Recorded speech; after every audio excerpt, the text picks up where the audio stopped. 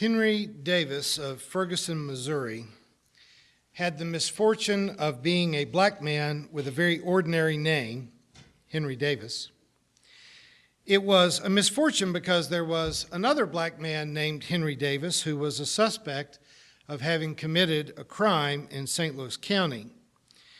Henry Davis was arrested in Ferguson, Missouri in the fall of 2009, was taken to the police department where, when they checked his identification, they discovered that the Henry Davis they were looking for had a different middle initial and, of course, a different Social Security number.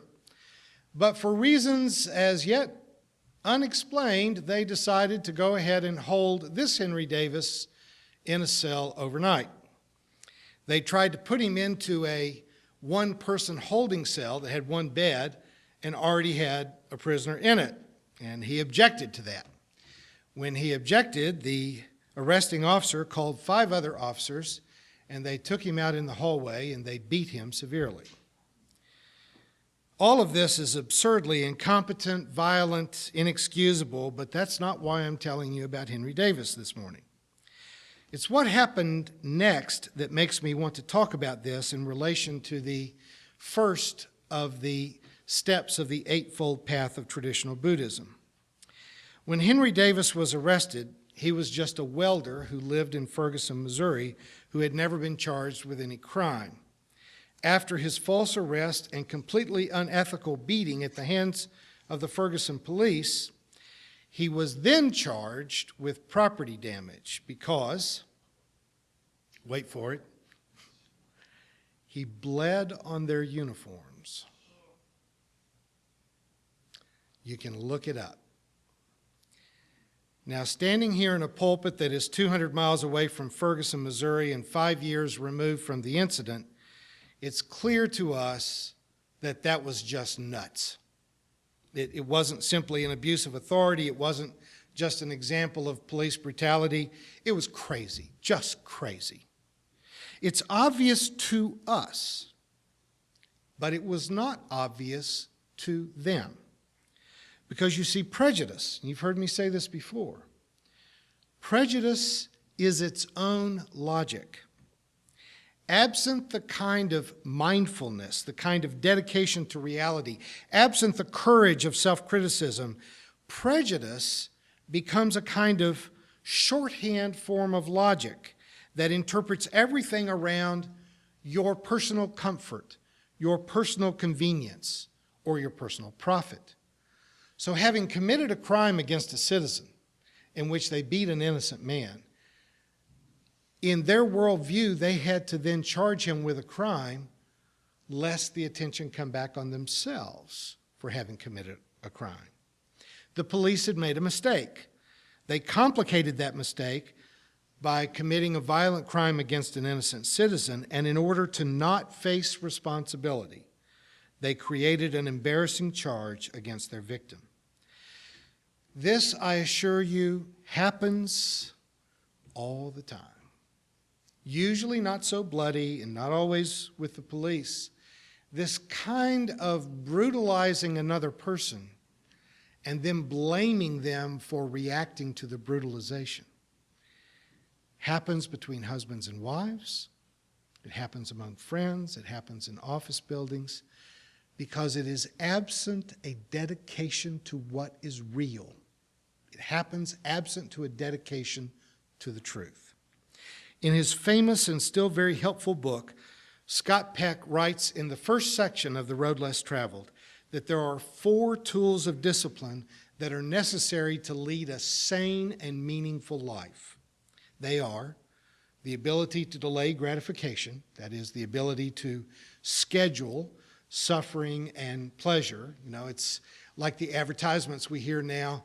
If you don't have time for a 4-year degree, you know, go to our trade school. Like, if you don't have a terminal cancer diagnosis, you have time for a 4-year degree. But in our society, the ability to delay gratification that is fed by credit cards and all manner of shortcuts to life. But the first is the ability to delay gratification. The second is acceptance of responsibility. It's amazing to me how hard we will work to avoid just apologizing for something. If you mess up, fess up. It's just not that complicated, and then it can be over.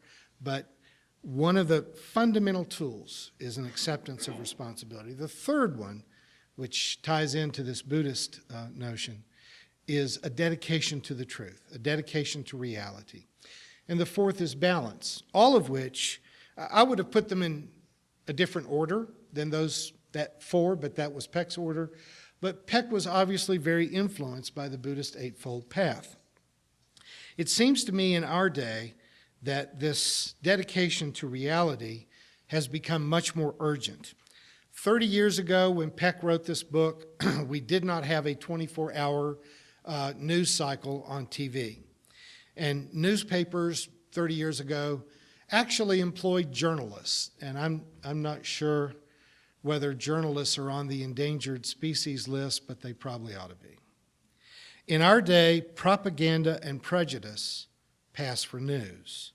The public is increasingly distanced from a healthy orientation to reality. We will insist that something is true because we want it to be true, because it's convenient for us for it to be true. The general public, just as an example, in polling, the general public still thinks that Obamacare is a horrible idea. But if you ask them what they think about the Affordable Health Care Act, they're in favor of it. If you ask the public about any details of Obamacare, do you believe that insurance companies should not preclude existing conditions? Or do you think that they should be able to deny coverage? Or do you think insurance companies should be able to cancel your coverage because you get sick? The overwhelming majority of citizens favor every single aspect of Obamacare. They just are pretty well convinced that black man came up with it, and they're against it. In fact, in some polling, we see that the majority of Americans would approve of the Affordable Health Care Act if we just never called it Obamacare again. Because you can't explain to the general public that the two are the same thing. At a certain level, that's simply a matter of being uninformed. There's a point at which who was it that said no one ever went broke overestimating the ignorance of the American voting public? That there is a certain point at which people are simply misinformed. And just, again, in terms of statistical research, people who watch Fox News know less about the news than people who do not watch news at all. I mean, that is verifiable by research, that if you expose yourself constantly to misinformation, you can become convinced that the fantasy stuff is real. But there is a very important difference between ignorance and willful ignorance. There's a difference between simply not knowing, being uninformed, and refusing to be informed. To quote Scott Peck again, one of the most useful definitions of evil is just that: willful ignorance, militant refusal to accept evident facts. Being stupid is not a crime, but denying reality, willfully ignoring information, if that's not evil, then it's certainly the front doorstep to evil. It is this disengagement from reality that allows for racism and misogyny to continue to exist. A failure to have this right view that the Buddha taught allows us to ignore readily available evidence, which allows us then to engage in lethal, bankrupting, and decade-long invasions of foreign countries that we had no business invading in the first place, leaving behind billions in assets and weapons for an army of terrorists to just pick up and become a nightmare for the people of Syria and Iraq. But to be completely honest, we have to acknowledge that religion has played a role in this as well. We teach impressionable children to force themselves to believe in angels and demons and souls and heaven and hell, in all manner of reality-denying magical thinking, and then we're surprised that they're no good at critical thinking. that we have insisted that they believe things for which there is not one scrap of evidence, not a bit, not a suggestion, not a thimbleful of evidence, and we insist that they act like they believe it, and then they're not able to tell the difference between reality and imagination.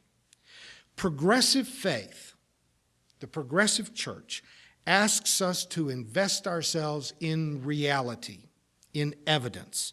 The Buddhist faith has always insisted that the spiritual path is devoted to reality in a right view, right speech, right action, and even a right occupation. And by that, the Buddha meant that your employment, your way of making a living, does not do damage to other people. Prejudice, and even traditional religion, asks us to believe without evidence. And once you can get someone to believe fantastical things with no evidence whatsoever, then nothing is off the table. If you can get a person to believe something for which there's absolutely no evidence whatsoever, then you can get them to do absolutely anything. The Eightfold Path calls for spiritual people to be mindful, to concentrate.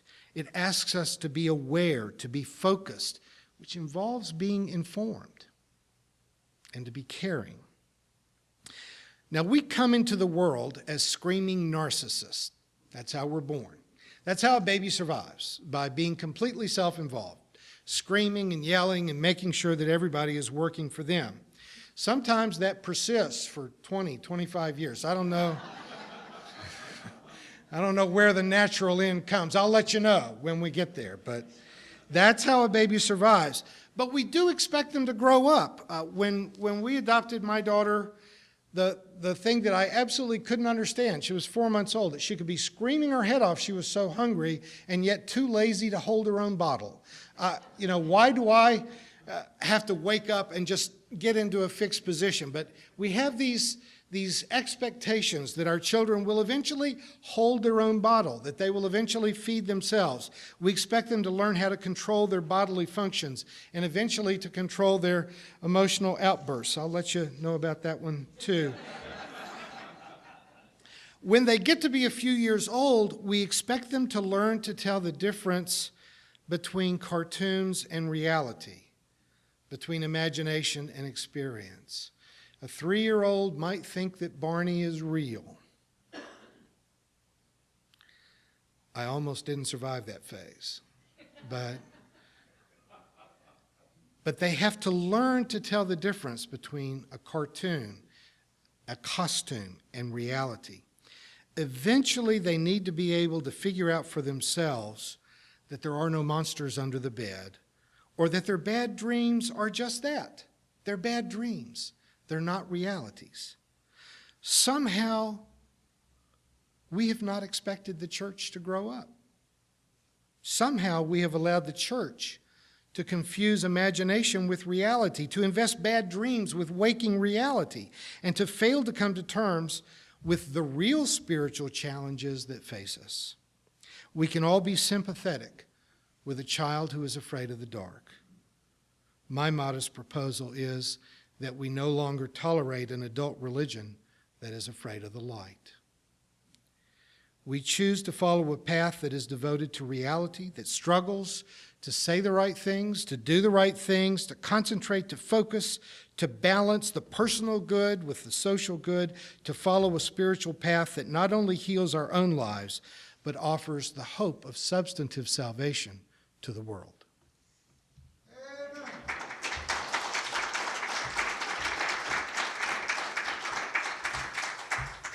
You have been watching a progressive Christian video from the Community Christian Church of Springfield, Missouri. We encourage our viewers to donate to our efforts in feeding the homeless and hungry of our community. Write to us at Rev. Dr. Ray at AOL.com for more information.